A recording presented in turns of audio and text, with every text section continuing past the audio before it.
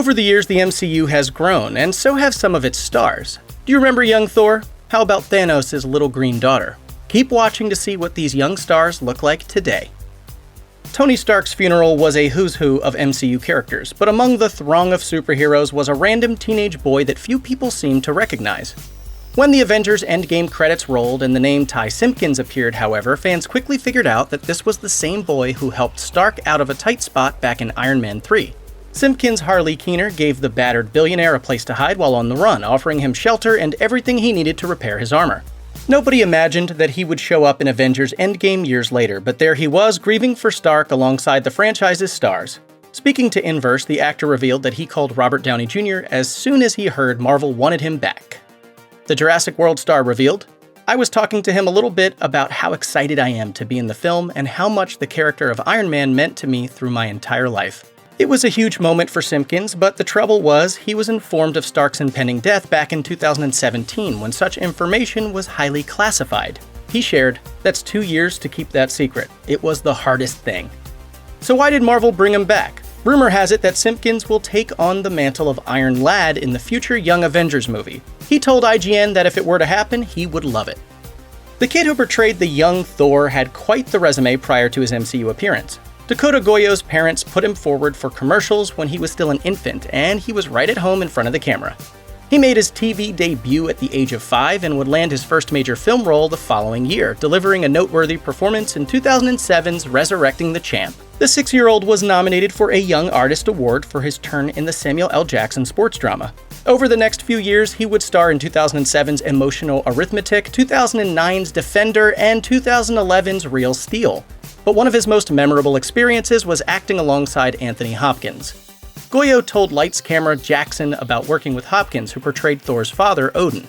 He said, "He is such a great guy and a legendary movie star. Getting the chance to work with someone like Anthony Hopkins doesn't come every day. It's certainly something I never thought I'd get to do."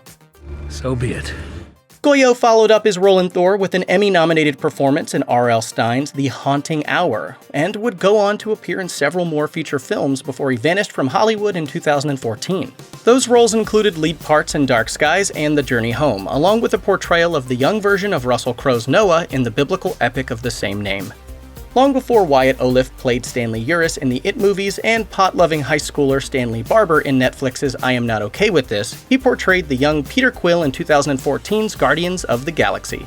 He's since become one of the brightest young stars in Hollywood, but that will come as little surprise to the people who worked with him on James Gunn's film. Crew member Simon Hatt told The Hollywood Reporter, "Have you ever seen the audition tape of Henry Thomas for Elliot and E.T.? It was like that, but way better. Wyatt's performance was so real, so raw, and so moving. I remember being on set and the whole crew were blown away by him. How did such a young actor turn in such a convincing performance?"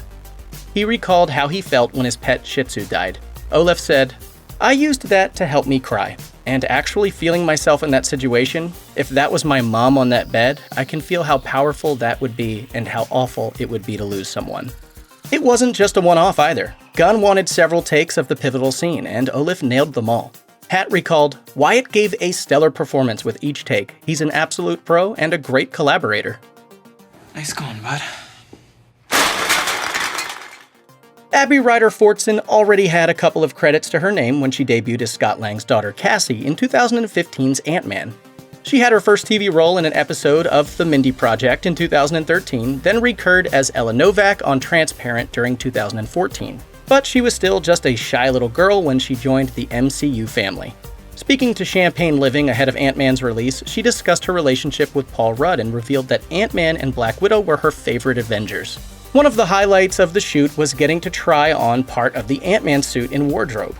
It sounds like Fortson had an absolute blast on set, and audiences definitely enjoyed her performance. She put in another scene-stealing turn in the 2018 sequel Ant-Man and the Wasp. By this point, she'd already established herself as a child star, with recurring roles on the spooky Spielberg-produced drama The Whispers and HBO comedy Togetherness. Entertainment Weekly dubbed her TV's most valuable kid, though Fortson continues to pop up on the big screen too. Her last feature film was 2019's A Dog's Journey. The post-blip Cassie Lang was played by older actor Emma Furman, but Fortson clearly has a bright future ahead of her. Avengers Infinity War's Ariana Greenblatt was already a child star when she stepped into the green skin of Gamora, daughter of Thanos. I'm sorry, little one. The gifted youngster made her debut in a 2015 episode of Disney's Liv and Maddie, making a lifelong friend out of star Dove Cameron in the process. Greenblatt told Entertainment Tonight, "Liv and Maddie was my first gig I ever booked. Dove has been the sweetest ever since. She's so kind to me, and she's like a big sister, you know?" The future Marvel actor wound up starring in another Disney show, taking on the role of mischievous little sister Daphne Diaz in Stuck in the Middle.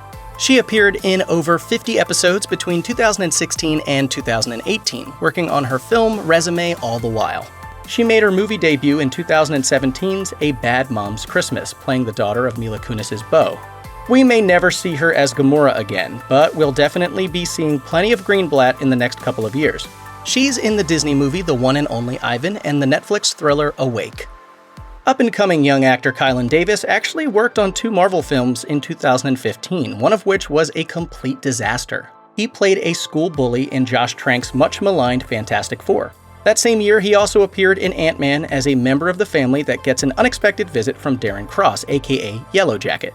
His scene pops up in the middle of the big action sequence at the end of the movie. He and his sister get quite the shock when the film's villain erupts from their swimming pool, ruining their game of table tennis and sending their backyard barbecue into chaos. The Mississippi-born actor went on to land a role in Matthew McConaughey's historical western Free State of Jones in 2016. Since then, he has managed to carve out a career in television. He played Sean Campbell in Fox's Shots Fired in 2017 and followed that up with a role in the hit Netflix show Raising Dion in 2019. More recently, he's been seen as Jordan Atwater, the brother of Kevin Atwater on NBC's Chicago PD. Ben Sakamoto has changed dramatically since he made his debut as Hawkeye's eldest son in 2015's Avengers Age of Ultron. Cooper Barton is a floppy-haired kid who clings to his dad when he unexpectedly turns up at the family safe house with his fellow Avengers in tow. The arrow-shooting hero is clearly filled with a deep love for his wife Laura and his kids. He goes to great lengths to keep them safe, which makes it all the more tragic when they're all turned to dust by Thanos. We get to see the fate of Hawkeye's family in 2019's Avengers Endgame. Sakamoto returned as Cooper for the heartbreaking scene, playing catch with his little brother moments before they slip out of existence.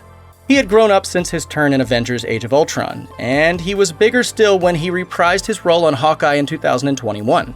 In fact, he actually looks taller than Jeremy Renner in some scenes. The young actor appears in 4 episodes of Hawkeye, making the Disney Plus show his biggest acting gig to date. In fact, Cooper Barton is the only character he's played.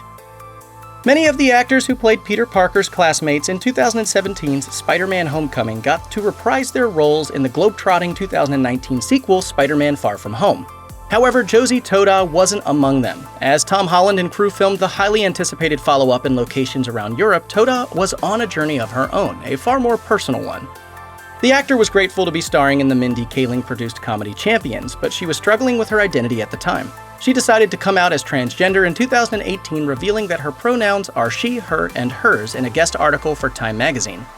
She explained, "I identify as female, specifically as a transgender female, and my name is Josie Totah."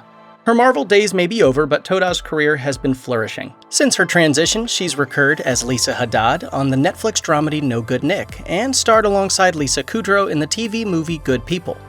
She also appeared in Amy Poehler's 3rd feature film Moxie, which is an adaptation of Jennifer Matthews' young adult novel of the same name. Check out one of our newest videos right here. Plus, even more Looper videos about your favorite stars are coming soon. Subscribe to our YouTube channel and hit the bell so you don't miss a single one.